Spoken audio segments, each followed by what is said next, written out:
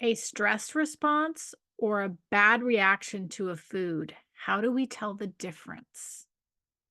That is a really good question. The only way to tell the difference is to repeat the experiment.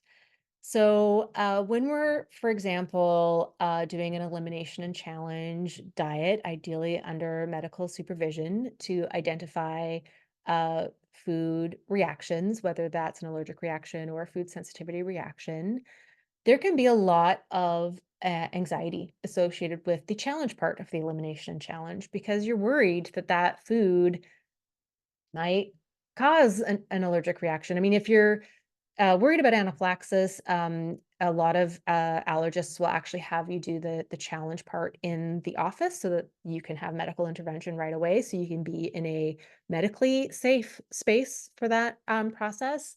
If they're looking for more like gastrointestinal reactions, you probably would do that at home.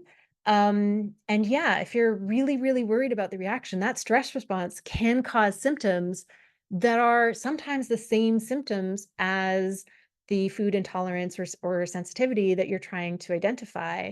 So in those cases, the only way to know for sure, if this isn't an allergy and you can do, testing in your allergist's office, like the skin prick testing, for example, if it's a different type of reaction and there's not a really good test for it, the only thing to do is try it again next time. Based on this first one, okay, well, it didn't get crazy. It got to, whatever level it was, because if it's a really intense reaction, unless you're a person who often has really intense physical reactions to stress, that's probably less likely.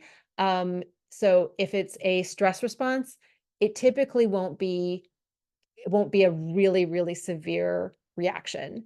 So, okay, that's as bad as it got. It's not gonna get worse. I'm gonna try it again in a a day or a week or 2 weeks. Ask your doctor for a recommendation for how long to wait before trying it again, and then try it again, but try it again with your, like, knowledge of, "Okay, this was how bad it was last time. It wasn't super crazy." That should give a little bit of sense of, um, like, reassurance that, even if you do have a reaction again, it's not going to be something scary, and that should lower the stress response. So that should help take the anxiety piece out of the equation, and then, with any luck, reveal even more mild symptoms because the stress response was still there but not as high, or no symptoms because there's not stress the second time, and actually that food is a food that works for you.